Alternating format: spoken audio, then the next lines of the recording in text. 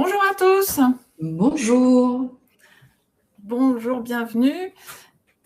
Et ben, ce que je propose, c'est qu'on démarre parce qu'il y a déjà beaucoup de monde. Je ne sais pas ce que tu en penses, Marina. Allez, on y va. C'est parti. Un sommaire, mais vous allez découvrir ensemble. On va essayer de vous présenter un petit peu tous les risques et la situation et le tableau tel qu'il est aujourd'hui, puis quand même vous proposer quelques solutions. Donc, pour commencer, peut-être faire connaissance. Alors, écoutez, Sandrine, Et Maria. nous sommes toutes les deux bretonnes. Et oui, et c'est pas peu important pour nous. On le précise à chaque fois. On est toutes les deux des femmes de la tech. On vient en effet du monde de l'informatique. Exactement. Toutes les deux, toujours un peu orientées, tournées vers l'avenir. On aime bien les innovations. On a des parcours qui nous ont fait jalonner plusieurs innovations. On a fait toutes les deux beaucoup de management. On va pas dire des décennies, mais on a fait plus de 15 ans de management. Bon, faut pas trop dire sur l'âge. Mais voilà, en tout cas, on comprend vos problématiques. Et ce management, on l'a exercé dans différentes tailles d'entreprise. C'est aussi notre spécificité à toutes les deux, de la start-up au grand groupe. Donc, on est sensible à vos problématiques, vos contraintes et vos enjeux. Et le point dans le fil rouge entre toutes les deux, la tech au service de l'humain et pas l'inverse. Pour aujourd'hui, donc l'objectif de ce webinaire qui a priori a rencontré beaucoup de succès et d'écho, donc c'est un sujet qui concerne tout le monde, c'est d'aborder comment on va pouvoir déployer dans son entreprise, dans son service, l'IA en toute sécurité et en toute conformité, pardon. Ce qu'on va faire pour ça, on a fait le travail de façon assez scolaire, c'est-à-dire qu'on a identifié comment, de façon très factuelle, l'IA peut venir télescoper un cadre qui existe déjà, parce que oui, on entend parler, et bien sûr qu'on va l'évoquer, le cadre de l'AI Act, mais il y a aussi tout ce qui est en place dans votre entreprise et que sans s'en rendre compte, et avec la meilleure intention du monde, peut-être vous êtes en train de chambouler en amenant l'IA de façon non cadrée, et puis ensuite de vous proposer des recommandations, des outils, des solutions, des formations, parce que c'est tout ce qu'on peut vous proposer pour vous accompagner. Alors pour commencer, même si tout le monde le sait, qu'on en parle de plus en plus dans les journaux, mais quand même on va essayer d'éclairer un petit peu l'IA se déploie et les risques aussi. Mais qu'est-ce que vient faire Sigourney Weaver ici, Sandrine, avec un chat dans les bras? Tu peux nous expliquer? Alors voilà, la volonté, c'est la petite touche d'humour. Mais c'est vrai que oui, alors mettre un chat sur l'image avec ChatGPT, pour parler de ChatGPT et consorts le jour d'un 1er avril, c'était un petit peu audacieux, mais bon, c'est pour détendre un peu l'atmosphère. De façon un peu plus sérieuse, c'est vrai que l'IA, finalement, il s'immisce un petit peu partout. Vous avez peut-être un collègue à l'informatique ou un patron qui se dit un peu comme le chat, il sent qu'il y a quelque chose qui se passe, mais on ne sait pas trop. Donc nous, ce qu'on vous propose, c'est d'être les Sigourney Weaver de l'IA chez vous, c'est-à-dire du calme, du pragmatisme, de la méthode, mais pour remettre les choses de façon conforme à ce que vous souhaitez, à vos impératifs clients et à vos valeurs. Quelques chiffres déjà pour comprendre de quoi on parle au sein des entreprises, et les chiffres sont assez parlants. 78% des collaborateurs utilisent leur outil personnel au bureau en ce qui concerne l'IA. 52% le font parce qu'ils trouvent que l'entreprise n'avance pas assez vite sur ces sujets. Et 37% utilisent ces outils en cachette un peu, sans vraiment le dire au sein de l'entreprise. Donc, on n'est pas sur un phénomène marginal, vraiment, on est face à une adoption assez massive en entreprise, mais non maîtrisée. Et c'est tout le sujet aujourd'hui. Ce qu'il faut bien comprendre, c'est que ces LLM, ou quand on parle de LLM, on parle de ces IA que vous connaissez, ChatGPT, Claude, Gemini. Ce ne sont pas vraiment ce n'est que la partie visible de l'iceberg. Donc, en effet, c'est déjà là et c'est très présent. Mais il y a également d'autres outils qui sont utilisés et beaucoup d'entreprises se doutent, en effet, et ont un peu cette idée que ChatGPT, certainement, circule un petit peu en mode personnel pour les collaborateurs, mais n'ont pas forcément cette visibilité qu'il y a d'autres outils qui circulent également, alors qu'il y en a pas mal sur plein d'activités différentes. Ils peuvent être utilisés sur de la productivité, de la bureautique, sur du marketing, la création visuelle, sur du développement et du code. côté informatique. Côté RH aussi, avec tous les outils pour l'utilisation autour des réunions. Et puis sur de l'analyse de données et de PDF, il y a beaucoup d'éléments, d'outils qui peuvent être aussi utilisés. Donc, ça tourne au sein des entreprises, sans doute sans contrôle véritablement de sécurité. Oui, et c'est vrai qu'il y a, par rapport à d'autres technologies qu'on a pu mettre en place dans nos carrières techniques, on va dire, c'est vraiment le premier outil où c'est finalement la sphère privée qui rentre dans la sphère, dans la sphère de l'entreprise. Et la statistique qui dit que 52% des collaborateurs trouvent que ça va pas assez vite, du coup, ils prennent l'outil pour avec un fort taux d'engagement pour l'entreprise, c'est assez flagrant et assez nouveau. Alors, sans vous bassiner trop avec des chiffres, parce que c'est pas l'objet, mais c'est parce que c'est le fait qu'il soit quand même assez important qui nous semble confirmer qu'il y a un sujet de fond à traiter. Alors d'une part, en toute honnêteté, ce sont des chiffres qui sont un peu biaisés, comme l'est des fois l'IA, mais je l'assume et en toute transparence, nous vous le partageons. C'est des statistiques qui viennent d'organismes qui sont dans la cybersécurité, mais ce qui nous semblait quand même important de dire, c'est que ces chiffres, même si effectivement on fait ressortir le côté un petit peu sécurité et risque, il montre quand même une chose importante, les volumes de données que l'on envoie sur les IA génératives sont extrêmement importants, parce que justement, cette IA, elle les traite, elle sait les manipuler, elle nous fait des résumés, elle nous aide à les produire, à les coproduire, mais ça veut dire que ces volumes sont immenses, et le fait de ne pas les encadrer, de ne pas maîtriser cette volatilité de nos datas, pose quand même un certain nombre de questions. Même si ce n'est pas directement lié, le nombre d'incidents, de violations de politiques de données par rapport à la CNIL, à la RGPD, etc., a doublé en seulement 1 an. Alors, ce n'est pas forcément une corrélation exacte, encore une fois, mais forcément, vu les volumes et vu les progressions en parallèle, on ne peut pas faire abstraction du fait qu'il y a quand même une liaison et amener son outil personnel au travail, même si c'est de très bonne intention, ça peut venir complètement télescoper tous les bons efforts et toute la gouvernance que vous avez voulu mettre en place avec d'autres outils sécurisés où il y a des mots de passe, etc. Donc, il faut absolument... en tout cas, on voit qu'il y a un lien de corrélation qui se passe entre les différents impacts et incidents et puis la volumétrie d'usage, on va dire. Donc, ces cadres de gouvernance, on voit qu'on utilise beaucoup l'IA dans l'entreprise. Qu'est-ce qu'il en est de ce que ça peut produire ou pas comme problème? Je te laisse. Ouais, là, on voit en effet que ça vient toucher 2 cadres de référence autour de l'IA. Il y a tout ce qui existe déjà avec des cadres préexistants, et on va vous détailler en quoi l'IA vient chambouler des cadres préexistants. Et il y a les nouvelles règles et en quoi est-ce qu'elles consistent. On va aussi détailler tout ça. Mais déjà, avoir en tête qu'il y a 2 éléments.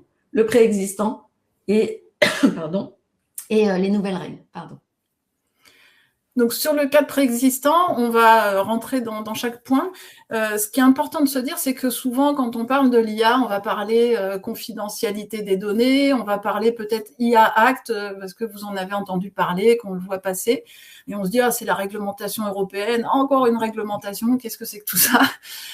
Mais de façon très pragmatique et très opérationnelle d'un point de vue entreprise, on voit qu'il y a tout un tas d'autres sujets qu'on va vouloir aussi aborder avec vous, pour être sûr de façon un peu scolaire, c'est l'exercice qu'on a fait, de rien oublier et de se dire, voilà, quand l'IA arrive, qu'est-ce que ça peut venir bouleverser?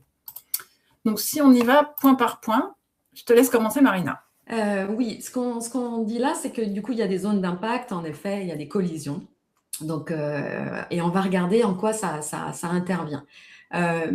Les usages d'IA peuvent être en contradiction avec vos règles sans que la personne qui l'utilise vraiment en ait conscience. Et ça, c'est vraiment le sujet sur lequel on va beaucoup insister parce que du coup, en effet, les usages viennent perturber des endroits où vous pensiez être en conformité et que vous n'êtes plus forcément toujours. Donc, on zoome sur les RGPD. Le RGPD concerne en effet les données personnelles, donc c'est le règlement général sur la protection des données personnelles, et plus largement sur le traitement qui est fait, y compris via des outils IA. Donc, qu'est-ce qu'encadre la RGPD? Elle est là pour protéger les données personnelles, garantir aussi une collecte légitime de ces données. Elle est là également pour limiter l'usage à une finalité précise et claire, assurer également la sécurité de ces données et garantir la transparence.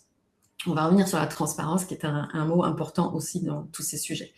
Avec des droits pour les personnes, des droits en termes de droits d'accès à leurs propres données sur vos outils, des droits de suppression ou des droits de contrôle sur leurs propres données. Et c'est là où ça se complique avec l'IA, parce que c'est dans les usages que l'on peut avoir des situations très simples qui rentrent en conflit. Des données personnelles qui sont copiées dans des outils IA sans contrôle, des données envoyées vers des outils externes à vos entreprises et parfois en dehors de l'Union européenne, et aussi une réutilisation de ces données-là non maîtrisées sur les modèles existants de IA. Donc, le point clé ici, c'est que le risque n'est pas forcément issu d'une mauvaise intention. C'est souvent un traitement illégal que l'on fait, mais sans le vouloir et même sans le savoir. Donc ça, c'est pour la partie RGPD, et c'est un petit peu, je dirais, ce que tout le monde a en tête un peu tout de suite. Ah, il doit y avoir quelque chose avec mes données personnelles. Donc effectivement, quand on utilise l'IA, ça peut venir télescoper ça. Un autre aspect qui va un petit peu faire le lien, la confidentialité, le business, le secret des affaires. Eh ben, je vais déployer l'IA avec plein de bonnes intentions pour être le plus efficace possible. Je pense aux appels d'offres, je pense à des documents juridiques, etc. C'est sûr que c'est un des usages où ça va vous apporter énormément. Mais le problème, c'est si ça vient télescoper des engagements que vous avez pris sur le plan business, en signant par exemple un NDA pour la conformité, pour garantir la confidentialité entre vos échanges. Donc le fait d'injecter ensuite sur l'IA, si c'est pas bien gouverné, si c'est pas forcément local, pas anonymisé, pas restreint, pas maîtrisé, et ben ça peut tout à fait venir télescoper des engagements que vous avez pris avec vos clients par ailleurs et créer ensuite un litige, un problème et puis la violation tout simplement d'une clause contractuelle. Le troisième point qu'on vous explique ici, qu'on vous partage, c'est la propriété intellectuelle. Un sujet également très sensible. Là, on touche directement à la création de la valeur dans l'entreprise. On parle donc de respecter les droits d'auteur, de protéger aussi ses propres contenus au sein de l'entreprise et garder aussi la maîtrise de ce que l'on produit. Avec l'IA, les lignes deviennent directement un peu floues. Par exemple, on peut générer du contenu qui ressemble à des œuvres existantes, ou également réutiliser sans le savoir des contenus qui sont protégés. Et ça pose deux types de risques. D'un côté, des risques juridiques, des litiges, des contestations, des utilisations non autorisées. Et de l'autre aussi, un sujet qui devient délicat, c'est est-ce que ce que vous produisez avec l'IA est réellement protégé? Qui en est le propriétaire? Est-ce que vous pouvez défendre votre création? Il ne s'agit pas forcément d'un sujet de maîtrise il s'agit d'un sujet de maîtrise des usages, mais de compréhension réelle, surtout des impacts juridiques que ça a de manière sous-jacente. Voilà, parce que là, il y a une notion de responsabilité quand on utilise l'IA et ça va dans les deux sens. Il y a la responsabilité de si ça met quelque chose d'erroné et que moi je le retransmets comme ça, c'est moi qui suis fautif, c'est pas à l'IA qu'on pourra le reprocher. Et inversement, quand je crée avec l'IA, il faut que j'assoie ma responsabilité pour pouvoir légitimer et justifier le droit de propriété intellectuelle. Cybersécurité, alors c'est pas parce qu'on met de l'IA qu'on ouvre une faille de sécurité dans son système d'information, mais ça va dépendre de la façon dont on va déployer cette IA. Et donc, si vous avez dans vos équipes des personnes un peu techniques qui vont plus loin, qui commencent à se faire des agents, puisque dans l'IA, on parle beaucoup d'agents. Un agent, c'est quoi? C'est une sorte de chat GPT local qui va faire des actions qui peuvent être sur mon système d'information.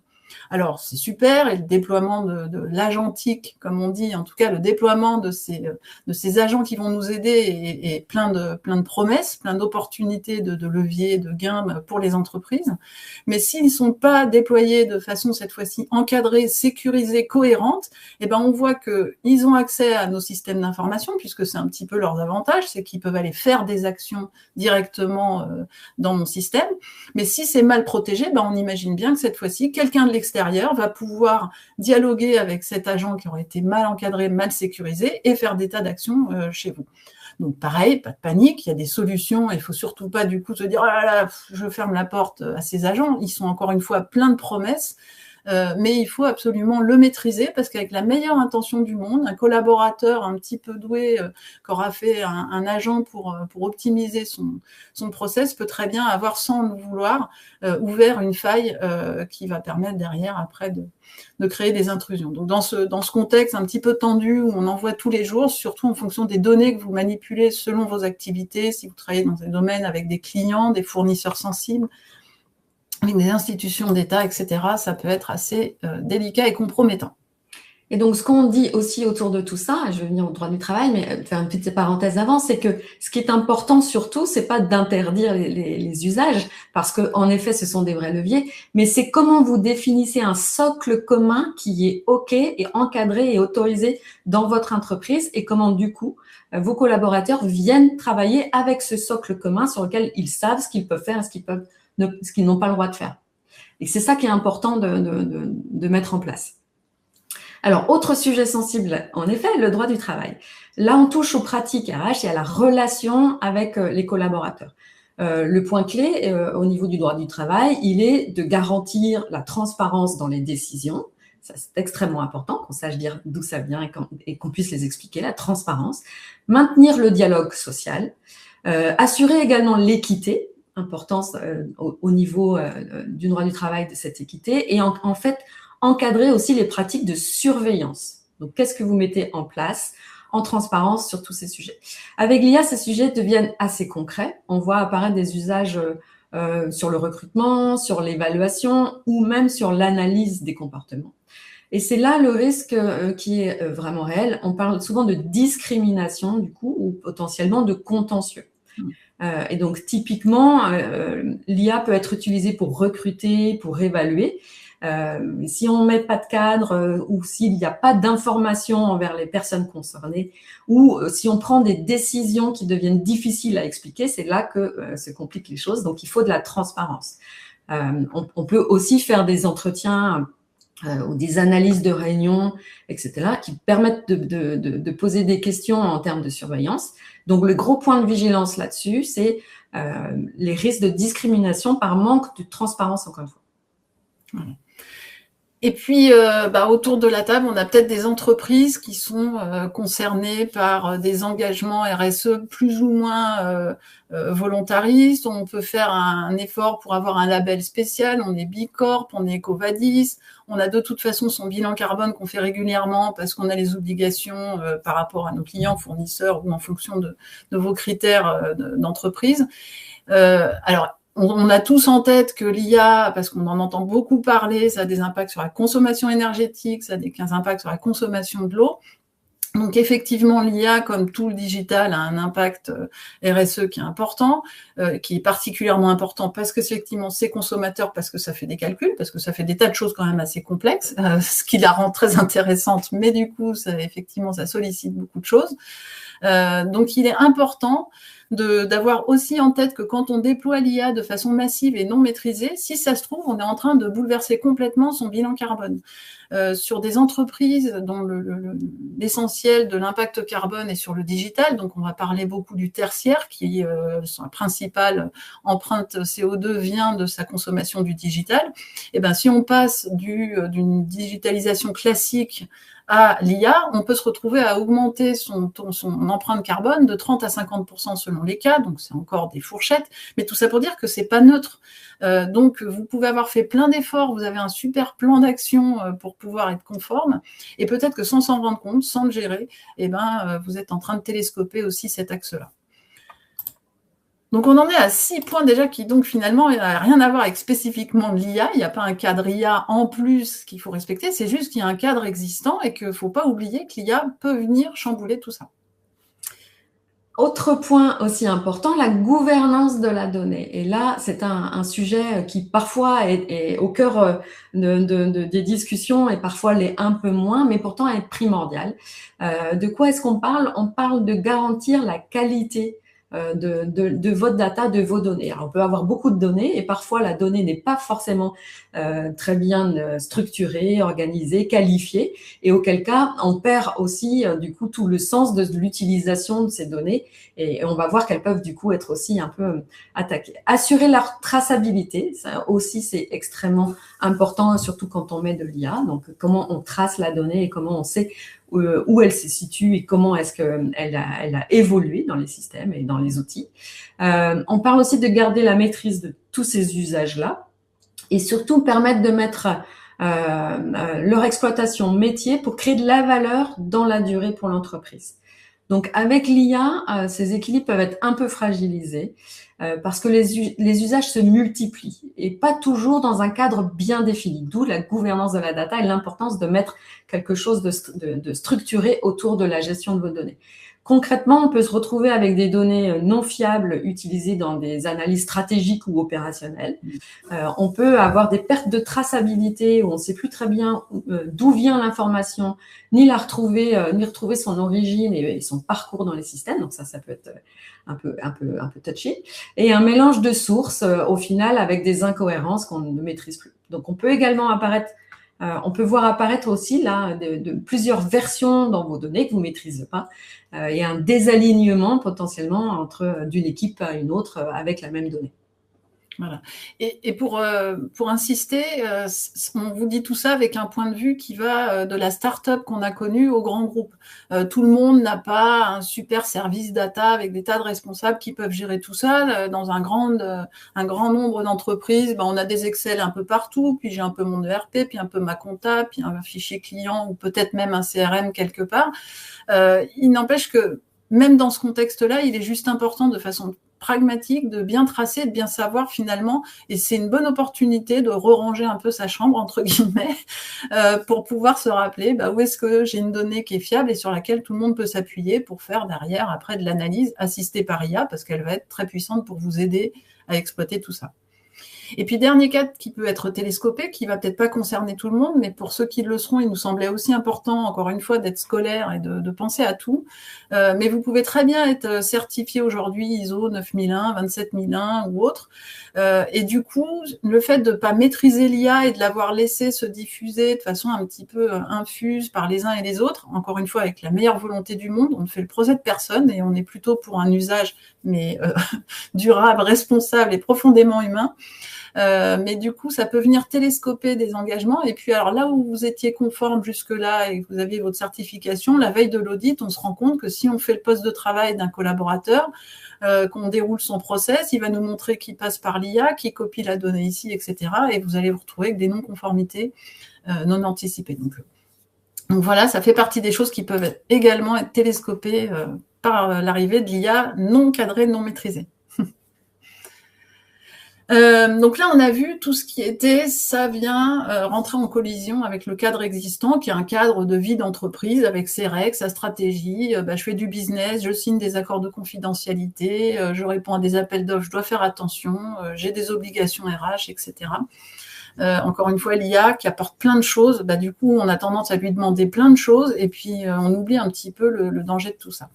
Alors, et par-dessus, entre guillemets, tout ça, justement, avec l'arrivée de l'IA, il y a quand même nos institutions qui se sont penchées, qui ont formalisé des cadres.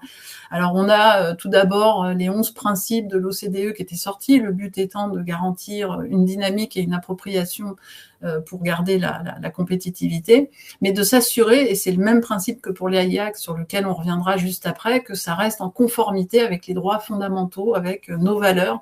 Et là, on va parler essentiellement Europe, une réglementation et des volontés européennes de droit qui sont du coup déclinées dans l'AI Act. Sachez également, et l'idée c'est pas de vous rajouter une norme par-dessus une norme, mais c'est toujours structurant de savoir ce qu'on met dans une norme parce que ça donne un cadre de travail et donc nous ça fait partie des sources évidemment qu'on intègre dans les outils, qu'on proposera, les méthodologies qu'on proposera qui seront pragmatiques, opérationnelles, mais le cas échéant qui peuvent vous conduire vers la norme. Il y a une norme spécifique qui encadre, qui sort pour la partie IA, qui est la 42001.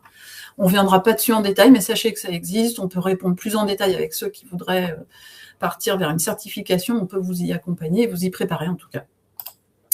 Donc voilà, mais peut-être un petit zoom sur l'AI Act, Marina. Exactement, l'AI Act ou l'IA Act, en fonction de comment Si on peut le franchiser ou le bretoniser. exactement, ou le rendre un peu plus anglophone. Qu'est-ce que c'est déjà? Donc, c'est une réglementation conçue pour encadrer vraiment et promouvoir du coup le développement ainsi que la mise en place sur le marché des systèmes d'intelligence artificielle au sein de l'Union européenne.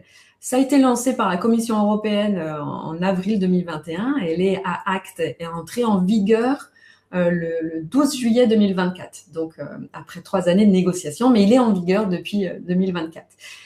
Cette initiative, elle a pour but, du coup, de quoi? De favoriser le développement d'une IA de confiance, de garantir aussi les droits fondamentaux, de sécuriser, de mettre en place de la sécurité et aussi des principes éthiques, ce qui n'est pas forcément le cas sur toute la planète. Petite parenthèse, en effet, ça s'est mis en place en Europe, c'est un principe européen.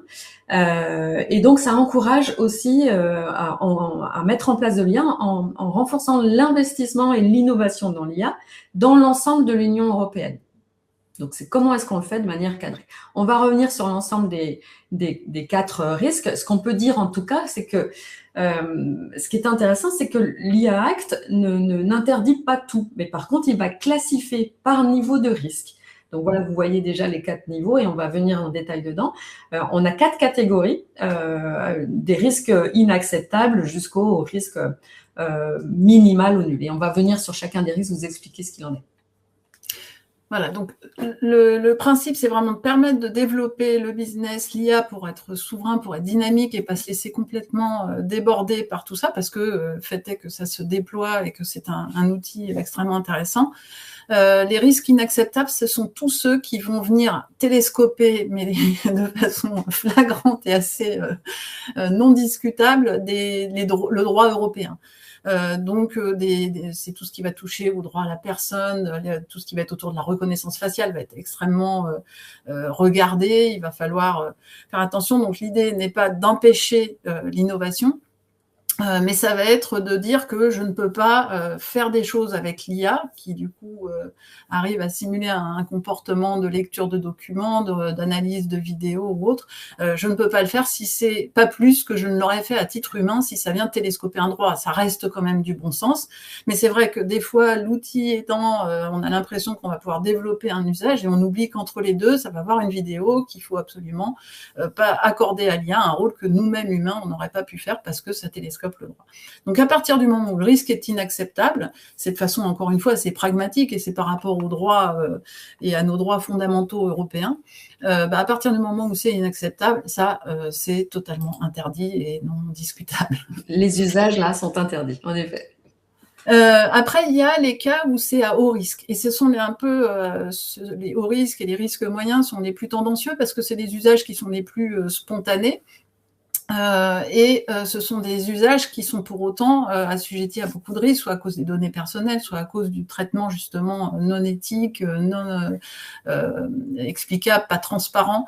Donc dès lors en fait que ça va pouvoir influencer manipuler une décision humaine, la manipulation est strictement interdite et à partir du moment où ça rentre dans le cycle de décision, ça doit être fait avec transparence et on doit toujours s'assurer de la responsabilité de l'humain final puisque c'est encore une fois pas l'IA qui sera en cause, c'est l'humain qui a manipulé l'IA qui est responsable de tout ça. Donc, des exemples qu'on voit qui peuvent pourtant paraître entre guillemets anodins ou communs, on ne peut pas les utiliser n'importe comment et pas dans n'importe quel cadre. On doit systématiquement s'assurer d'une supervision humaine, on doit vérifier la traçabilité de la prise de décision, on doit pouvoir apporter une explication pour garantir la transparence de ce qui s'est passé. Donc encore une fois, ce sont des tas de cas très prometteurs, mais qui sont à risque. Donc il faut pouvoir les identifier et il faut pouvoir les encadrer. Le risque du coup de 3e niveau, qui est le risque spécifique et limité, On retrouve ici des usages actuels assez récurrents. Et ça va vous parler du coup, ce sont comme par exemple voilà, l'utilisation des chatbots internes, que ce soit au niveau RH, au niveau IT ou au niveau support, qui commence à émerger beaucoup. On parle d'assistants de rédaction, d'emails, de rapports, de comptes rendus, de réunions, etc., que vous avez aussi peut-être en natif dans les outils que vous utilisez si vous êtes sur Copilot ou autre avec Microsoft. On parle aussi de contenus marketing qui peuvent être générés. Donc, ces usages sont autorisés, mais avec une règle claire et clé, c'est la transparence. Donc, ce sont des usages courants, mais vraiment à encadrer pour limiter véritablement les risques. Et le dernier point, qui est le risque minimal ou nul, là, on est sur des usages peu sensibles. Typiquement, ce sont quoi? Ce sont des assistants de productivité, donc organisation de tâches individuelles, personnelles, des résumés d'emails que l'on peut faire, des recherches documentaires, des préparations de brouillons que l'on peut mettre en place. Tant qu'il n'y a pas de données sensibles et pas de décisions critiques automatisées, et c'est ça le point important, ça fonctionne. Donc, souvent, le risque ne vient pas là de ce qu'on met en place de l'IA, mais c'est ce que vous lui donnez à traiter et comment est-ce que vous encadrez ce que vous lui donnez à traiter. On a fini avec l'IAC. Donc, l'IAC ne bloque pas, ça c'est important peut-être de le dire vraiment. Par contre, il l'oblige vraiment à se poser une question simple et primordiale. Où est-ce que se situent vos usages et sont-ils encadrés au bon niveau? Voilà. Donc, une demi-heure pour parcourir avec vous comment, d'une part, l'IA est présente. On a partagé quelques chiffres. A priori, l'IA est dans toutes les entreprises aujourd'hui. On a essayé d'identifier de façon rigoureuse et factuelle partout où ça pouvait télescoper, contredire, rentrer en collision avec des règles d'entreprise. On a essayé de vous donner un éclairage sur les règles spécifiques à l'IA. Avec tout simplement quelque part du bon sens par rapport au fait que ça vienne télescoper des droits fondamentaux européens, mais il y a une vraie volonté d'innovation. Là-dessus, on assure une veille et bien sûr, tout ça bouge un peu régulièrement, donc il ne faut pas hésiter aussi à se tenir informé. Et ce qu'on dit aujourd'hui sera peut-être revu et upgradé demain. Donc maintenant qu'on a vu tout ça, l'idée, ça va être de vous partager peut-être des solutions qu'on peut vous apporter. Je te passe la main si tu veux, Marina. Et donc la bonne nouvelle, c'est ça, c'est qu'il y a plein de solutions à mettre en place pour s'assurer que on y va, mais on y va en sécurité. Et c'est ça le sujet. C'est parce qu'on ne sait pas très bien par quel bout prendre l'IA que on se pose des questions de on y va pas, oui, mais je ne maîtrise pas, donc je ne sais pas ce que je risque, ce que j'encours pour mon entreprise. Donc, bonne nouvelle, il y a des choses à mettre en place et on peut vous accompagner aussi là-dessus. On a été hyper factuel, on a été exhaustif sur les risques avec des points de vigilance. Maintenant, une bonne nouvelle, il y a plein d'accompagnements possibles pour traiter aussi sur cette partie réglementaire. Et on vous propose 4 axes à voir un peu plus en détail aussi, mais et qu'on a mis en place avec la méthodologie Oriamé qu'on l'en a protégée et qui permettent du coup de répondre à plusieurs choses. On a conçu cette méthode pour renforcer l'autonomie des collaborateurs et de votre entreprise, le jugement, le discernement qui est extrêmement important, la transmission aussi et la différenciation de votre entreprise. Tout ça, c'est comment est-ce qu'on utilise ces outils en sécurité, mais aussi pour aller chercher cette valeur-là. Donc, la méthodologie d'Oriamé, elle permet quoi? De reprendre le contrôle des usages de l'IA, parce qu'on a vu que tout le monde faisait peut-être des choses un peu dans son coin et en cachette, sans qu'il y ait de sécurité autour de ça. Donc, sécuriser les données et mettre en place de la conformité autour de ces données. Structurer aussi une gouvernance adaptée, ça c'est extrêmement important, c'est-à-dire que vous sachiez qu'il y ait des règles et que vous ayez mis un socle de règles, que les collaborateurs sachent ce qu'ils ont le droit de faire et ce qu'il n'est pas autorisé parce que vous avez mis une gouvernance adaptée en place. Et enfin, le dernier point, déployer l'IA de manière hyper pragmatique. Ça aussi, c'est un aspect sur lequel qui est extrêmement important pour nous. On vous a dit, on vient de petites structures et de plus grosses structures. Ce qu'on amène aussi, et ce qui est hyper important, c'est du concret, du pragmatique. Voilà. Et donc, on va dérouler avec vous, d'une part, la méthodologie, parce que ça va être notre fil rouge. Et du coup, on s'est dit, quand on ne sait pas par quel bout prendre les choses, si on veut le faire, et si on veut le faire bien, et de façon maîtrisée, puis que ça nous apporte de la valeur demain, on a imaginé des étapes à parcourir les unes après les autres. Mais au-delà de ces étapes, et on passera un peu plus de temps après, c'est surtout de vous apporter aussi des outils, des solutions, des templates, des guides, des assistants, des compagnons. Alors, il n'y a pas forcément d'IA quand on met le mot compagnon ou assistant. Il y a aussi des outils très opérationnels, locaux, autonomes, etc. à vous proposer.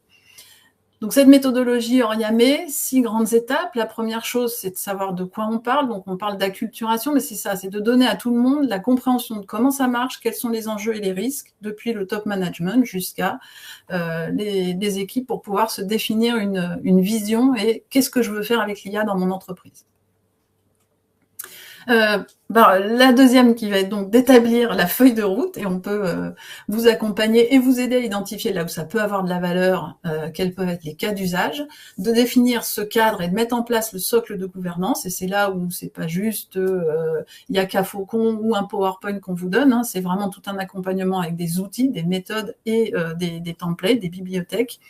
Il s'agit ensuite d'embarquer les équipes, et là, il va s'agir selon le niveau d'utilisation de la personne. Est-ce que c'est une utilisation de petits assistants de productivité au quotidien? Et c'est pas péjoratif du tout, mais je veux dire, est-ce que j'ai juste besoin de connaître le b.a.-ba d'un usage professionnel d'un outil tel que ChatGPT, parce que ça reste quand même des compétences, on en a parlé, savoir prompter, ça reste une compétence.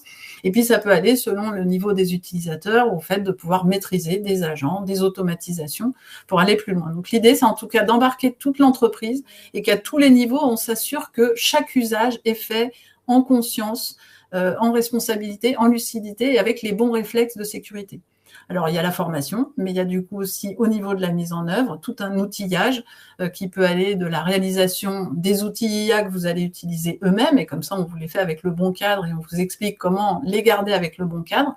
Mais il y a aussi le fait d'avoir des compagnons, des outils qui vont aider chaque collaborateur à se poser les bonnes questions à chaque fois qu'il utilisera l'IA.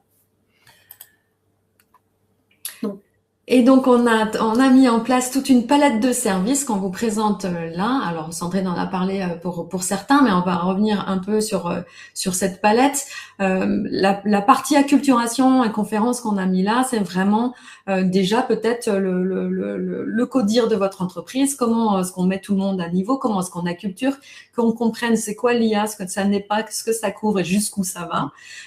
Et ça, c'est important aussi. Mais ça peut être aussi des séminaires où on embarque toutes vos équipes pour que justement faire comprendre à chaque collaborateur la puissance de soutien et d'opportunités que cela peut ouvrir vraiment individuellement et collectivement. Donc ça peut être un séminaire avec l'ensemble des membres de l'équipe. Donc voilà, toute l'acculturation avec plein d'options possibles là aussi. La partie conseil stratégique gouvernance, on en a parlé.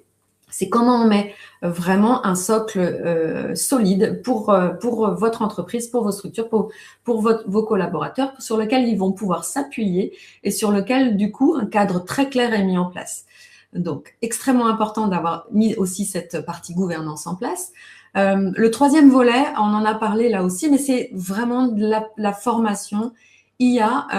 Donc, comment est-ce qu'on forme les gens à l'IA quand il y a des appétences très techniques, mais peut-être d'autres moins techniques aussi, et comment est-ce qu'on fait un prompt? Tout le monde peut en faire, et c'est extrêmement important parce que c'est puissant, un bon prompt, mais un mauvais prompt, on peut y passer du temps et perdre du temps.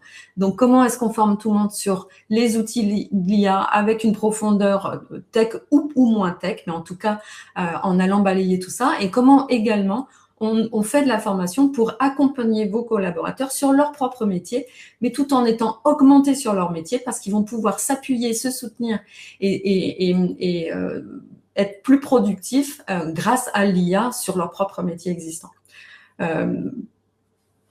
Après, en complément, donc on a fait le focus sur les accompagnements un peu directs avec ce qu'on a vu là, donc pour pouvoir être sensibilisé, pour pouvoir être formé à un bon usage, et donc pour vous accompagner également une partie outillage, parce que c'est sûr qu'on fait une formation, et même si nos formations on les étale dans le temps pour les faire de façon continue si nécessaire, et ben il y a après, une fois que je suis formée, je reviens au bureau, comment concrètement je me rappelle, comment je fais un bon prompt, tiens j'ai ces données, est-ce que je peux les donner à l'IA ou pas, et comment je m'y prends.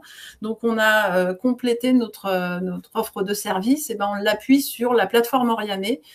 Cette plateforme Oriame, le but, c'est qu'elle vous aide de façon très pragmatique, opérationnelle, à vous prendre par la main pour être à la fois conforme et à la fois aider tout le monde dans cette adoption responsable et durable de l'IA. Donc, d'une part, il y a la possibilité de gérer et de suivre ce registre des accréditations IA. Il faut passer son permis de conduire IA, on va dire, pour le faire de façon professionnelle. D'abord, pour s'assurer que ça rapporte et que ça va dans le sens de la stratégie de l'entreprise, que c'est fait avec le bon usage. Et comme on le disait, selon les niveaux d'utilisation, il y aura des accréditations, des permis, on va dire, un peu spécifiques que vous allez pouvoir gérer. Le fait de pouvoir évaluer les risques, alors avec cette cartographie que l'on fait de façon exhaustive, pas uniquement sur les aspects purement direct IA qu'on imagine, mais d'intégrer vos propres aussi exigences entreprises, et donc vous avez la possibilité de donner votre cadre, et cette plateforme va nous aider à identifier les risques pour conduire à l'établissement d'un plan d'action qui doit aller, en fonction de vos stratégies, jusqu'à la préparation d'une certification si vous le souhaitiez. On va gérer du coup après, on va vous accompagner pour suivre ce plan d'action. Et l'idée, c'est que cette plateforme, ça soit très pragmatique, c'est de guider étape par étape, comme on l'a vu avec les différentes phases d'appropriation et d'adoption concrète. Et puis, point important, c'est l'assistant d'adoption.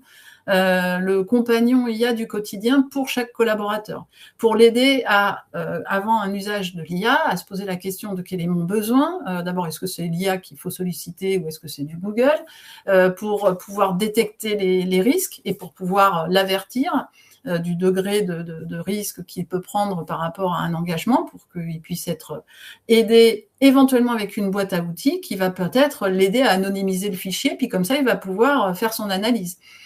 Donc voilà, donc on a essayé de penser à tous les pans pour que de façon très opérationnelle et pragmatique, ça puisse vous accompagner concrètement. Alors après, comme on applique ce qu'on dit, eh ben, cette plateforme, cette boîte à outils d'accompagnement, elle peut être, pour la partie collaborateur local, 100% local, autonome, pour que justement on puisse de façon totalement confiante échanger avec ce compagnon. Tiens, je voudrais faire un prompt avec ça, qu'est-ce que tu en penses?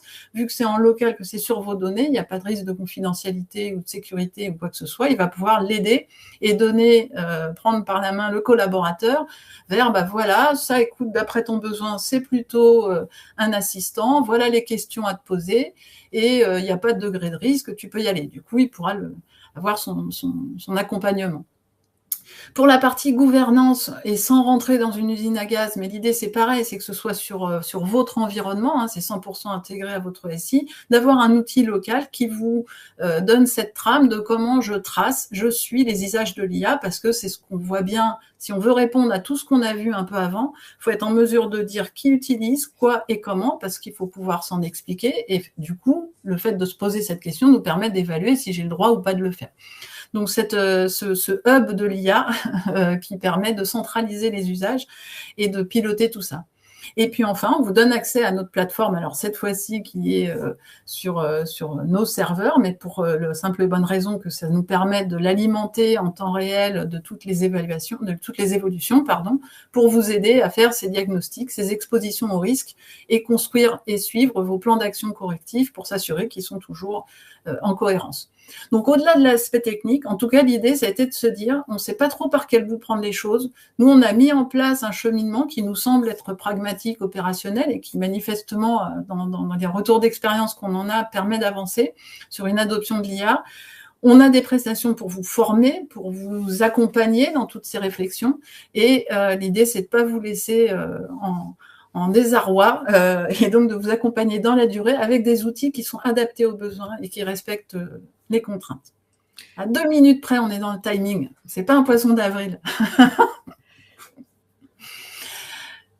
Écoutez, ça touche à sa fin. On espère que, d'une part, vous avez passé un bon moment. C'est toujours un peu fastidieux, la réglementation, etc. On a été assez scolaire, malgré le 1er avril. On s'est pas complètement libéré. On vous en a pas mis des petits poissons partout. Mais on a essayé justement de façon très factuelle, pragmatique, opérationnelle, d'identifier tout ce qui se passait, tout ce que ça peut provoquer comme problème, puis de vous apporter quand même des solutions depuis le conseil, la formation, l'accompagnement, et puis des outils très pragmatiques et opérationnels à mettre en place chez vous.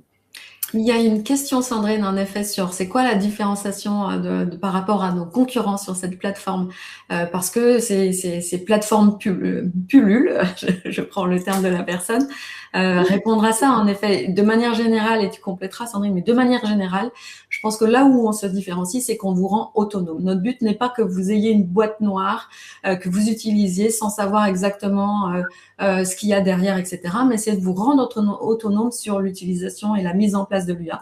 On peut bien sûr vous aider à la mettre en place si vous le souhaitez, si vous en avez besoin, mais le but, c'est de faire monter en compétence vos équipes pour qu'elles soient autonomes là-dessus. Et sur les plateformes et sur les outils, c'est un peu la même chose qu'on vous montrait tout à l'heure, c'était qu'il y a aussi des choses qu'on peut vous mettre en local chez vous pour que ça tourne chez vous de manière privée et confidentielle. Donc, il y a des choses qu'on peut mettre qui sont différenciantes de nos concurrents, où c'est pas juste une plateforme non plus sur lequel vous venez, vous avez accès et vous ne voyez pas ce qui se passe. Là aussi, on est transparente dans ce qui va être mis en place et ce que vous pouvez faire en interne chez vous, est-ce que vous pouvez mettre sur la plateforme, est-ce que vous pouvez utiliser de manière un peu différenciante sur la plateforme. Oui, non, je pense qu'effectivement, ce qui est différenciant, alors déjà, effectivement, tout pullule, mais on a déployé ce panel de services et cette plateforme par rapport à cette méthodologie. Et donc, ce qui est peut-être, alors je ne sais pas si c'est différenciant parce que ça peut être prétentieux, mais en tout cas, ce qui a été notre angle de vue, notre perspective, c'est de se dire, mais l'IA arrive, on voit tout le potentiel que ça peut donner. On est d'anciennes DSI, on a cette vision technique et business qui nous fait dire qu'il y a un énorme potentiel. Maintenant, concrètement, personne ne sait par quel bout prendre les choses et beaucoup sous-estiment et sont un peu perdus avec ChatGPT. Et comme c'est venu de la sphère privée vers la sphère de l'entreprise, eh ben, on est un peu dépassé par tout ça et on ne sait plus trop ce que ça peut apporter. Donc, on a construit tout ça sur la base d'une méthode où on s'est dit, pour le déployer, que ce soit efficace, il faut respecter des étapes. Et donc, cette plateforme, c'est pas on met le mot plateforme parce que c'est difficile de trouver un vocabulaire, mais c'est une boîte à outils qui vous accompagne. L'idée, c'est de vous rendre autonome. Donc, bien sûr, on intervient pour vous former, on intervient pour vous conseiller si vous le souhaitez, on intervient pour vous développer des solutions si vous le souhaitez. Mais après, une fois que c'est fait, l'idée, c'est que vous soyez autonome et que du coup, vous ayez accès à ces ressources pour pouvoir être guidé sans qu'il y ait besoin de nous, on va dire. Donc, c'est vraiment cet état d'esprit-là qui est, je ne sais pas s'il est différenciant, vous nous le direz plus, encore une fois, peut-être que nous, mais en tout cas, c'est cette perspective qu'on met en avant.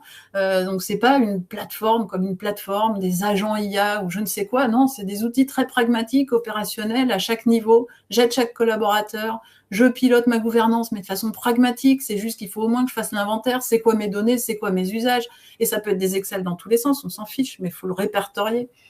Donc, voilà. Et oui, Marina, je fais le gardien du temps. On a dépassé déjà. Il y a pas mal de questions. On répondra à toutes vos questions individuellement. On est en train de dépasser le timing, mais on viendra vers vous. Pour ceux certains m'ont demandé s'il y avait le support. N'hésitez pas à nous le demander. Pour ceux qui le veulent, demandez-le-nous et on vous l'enverra. Il y a des questions aussi autour du CPF, des OPCO, etc. Donc oui. Bien sûr, bien sûr, ça peut être couvert par vos budgets CPF et OPCO pour ce qui est des formations. On vous a proposé, vous devez avoir sur votre écran des 3 boutons si vous voulez qu'on vous recontacte très vite, si vous voulez prendre un rendez-vous pour une démo parce que c'est plutôt la partie plateforme que vous voulez explorer, si c'est plutôt le plan de développement des compétences, justement de l'accompagnement que vous voulez explorer.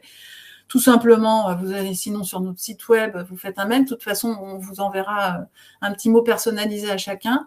N'hésitez pas non plus à donner votre avis si ça vous a plu, surtout. Et même si ça vous a pas plu, ça fait partie des règles du jeu, qu'on sache ce qu'il faudra améliorer pour la prochaine fois. C'est pas toujours évident d'être d'un côté ou de l'autre de la caméra, donc n'hésitez pas dans tous les cas.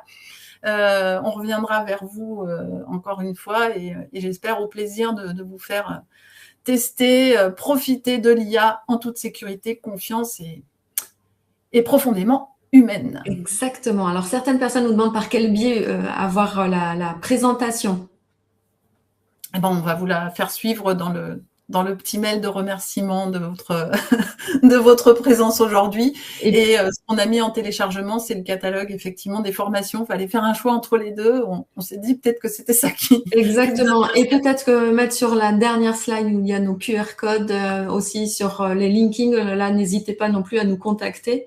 Vous pouvez scanner ces QR codes et nous faire des demandes en direct sur ce dont vous auriez besoin. J'ai vu qu'il y avait des questions aussi sur la réglementation douanière. On vous répondra, on a vos coordonnées, donc on pourra vous répondre sur tous ces sujets-là. Mais n'hésitez pas à nous contacter également par LinkedIn. Eh bien, écoutez, on était très heureuse de partager cette presque heure, ces 3/4 d'heure. On essaye de faire des formats courts, assez centrés. N'hésitez pas si vous avez d'autres thématiques. On fera peut-être des webinaires bien spécifiques et puis bien sûr en individuel.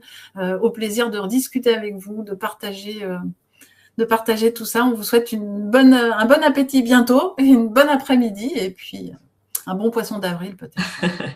Merci à tous et très belle journée.